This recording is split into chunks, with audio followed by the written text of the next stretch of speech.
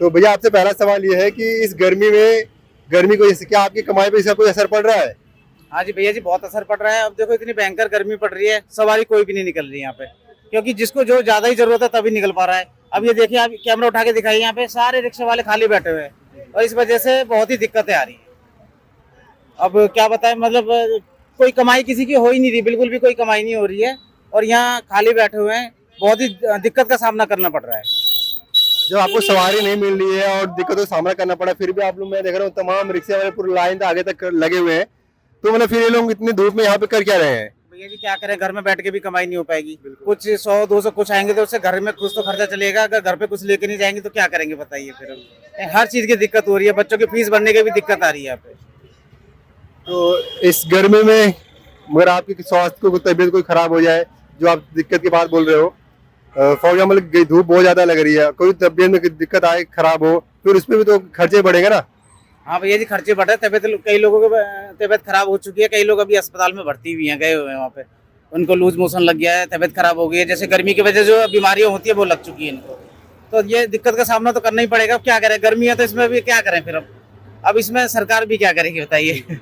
इसमें सरकार को भी अगर हम दोषी ठहराएं तो इसमें क्या करें, ये तो नेचुरल है भाई, ये तो कुदरत की देन है, इसमें क्या करें। ना सरकार कुछ कर सकती ना हम कुछ कर सकते। ये है कि सरकार कुछ मतलब जैसे स्टॉल लगाती है, कोई मतलब धूप से बचने के लिए, जो गरीब आदमी का अगर वो लगाने की कोशिश करे, तो सरकार से यही गुजारिश है कि जहाँ संभव हो वहाँ मतलब स्टॉल वगैरह लगा दे, जो उनके लिए सुविधा हो, मतलब गरीब आदमी के लिए सुविधा हो।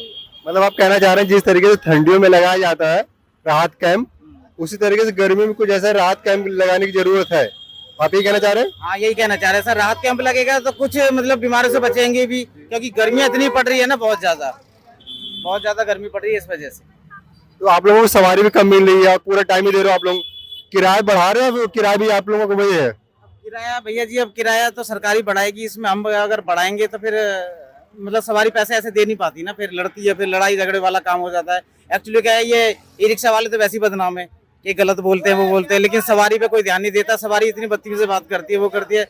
जब सामने वाला बदतमीजी से बात करेगा तभी रिक्शे वाला वो करेगा। रिक्शे वाले को चुपचाप उसको किराया दे देगा, उसको लड़ने का कोई मतलब ही नहीं, उसका कोई मतलब नहीं है, कोई रीजन नहीं है, वो तो कमाने आए हैं रोड पे, उसका चुपचाप किराया दे दो तो कोई दिक्कत ही नहीं है। लेकिन फिर भी आप देखते हो जगह जगह पे बोला जाता है कि रिक्शे वालों ने इतना जाम लगा दिया, रिक्शे वालों ने इतना वो कर दिया, हर चीज रिक्शे वाला। अब आप कहीं भी देखिए, इतने हाईवे रोड पे एक भी रिक्शा दिखता है आपको, वहाँ पे सिर्फ कार और ये गाड़ी नजर आती है, वहाँ पे क्यों जाम लग जाता है? वहाँ पे किसी पब्लिक का कोई ध्यान नहीं जाता, बस ध्यान यही जाता है कि गरीब आदमी को ही हर जगह दबाया जाता है। अभी सीएम रेखा गुप्ता, मनोज तिवारी और दिल्ली के तमाम मंत्री, सरकार ये कह रहे हैं कि आप लोग ज्यादा पब्लिक ट्रांसपोर्ट यूज करो, और आपने अभी, हमने इस हफ्ते में ऐसी तस्वीरें सोशल मीडिया पे आई जिसमें मनोज तिवारी खुद रिक्शे में बैठ के जा रहे हैं, लेकिन इसमें आप हंस रहे हैं, क्या राज इसके हंसने का? सर ये संभव है। ये सबको पता है, ये तो पॉलिटिकल वो है, ये इसमें वो नहीं है, ये तो राजनीति के दाव पेच है, इसमें कोई दिक्कत नहीं। ये तो राजनीति के दाव पेच है, इसमें कौन जाएगा? इतनी गर्मी, भीषण गर्मी में कोई जा सकता है?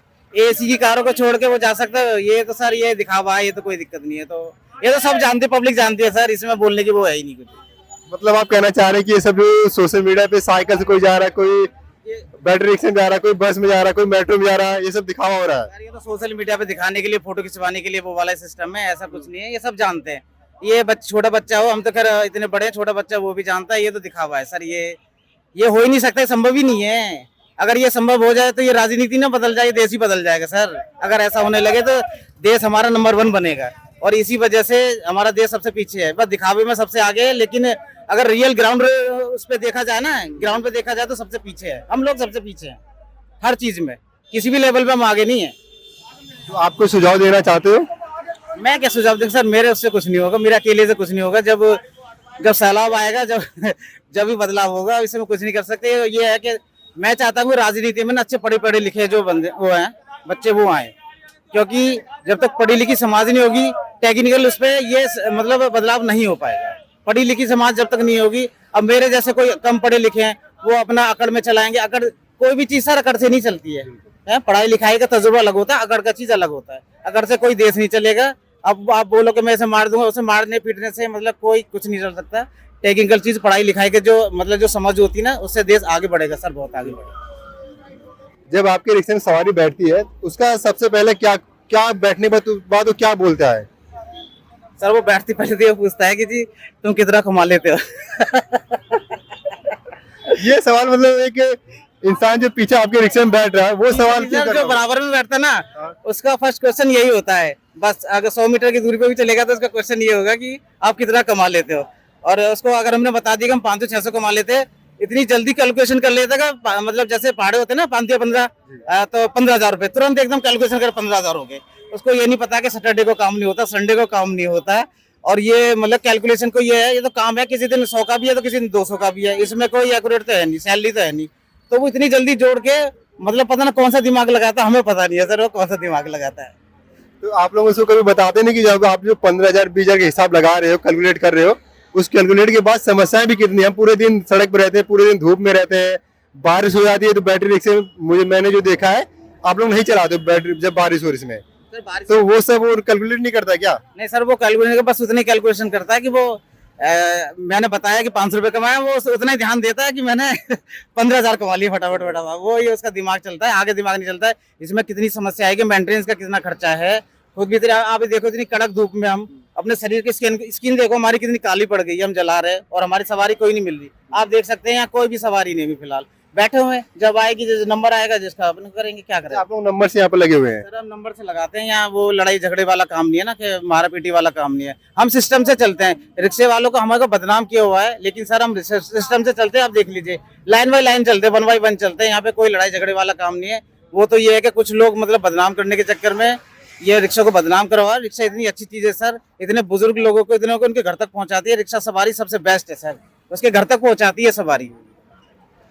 फिर आप लोग मतलब इतनी सारी चीजें दे रहे हो, ठीक है, कम है तो सबसे बड़े कम पैसों में गली घर तक छोड़ के आ रहे हो आप लोग, ठीक है, फिर भी आप लोगों को बदनाम करने का आपके नजर में कोई एक रीजन क्या हो सकता है?